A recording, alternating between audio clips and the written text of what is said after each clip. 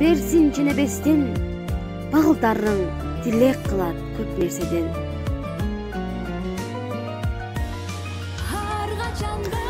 Атакемдин бай болуусун эмес, бар болушун каалаймын. Себеби атам биздин жашообуздагы талайыбыз. Балдарым деп сени чачың агарырды. Ар бир мүнөт эмгегиңди балайбыз. Ачык болсун дайым жайнап манайыңыз.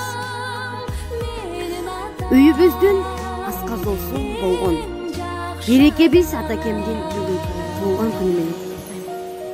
Ата, биздин бактыбызга аман болуп, ден соолугуңуз чын, өмүрүңүз узун болушун Аллахтан дайыма сурап келебиз. Сиздерди жүзүңүздөрдү жарык кылып, бизге кылган ак эмгегиңиздерди акташ үчүн ар дайым талыкпай аракет кылабыз. Бизди сый урматыбызды көрүп, төрүбүздүн көркү болуп жүрө бериңиздер. Биз сиздерди чексиз сүйөбүз.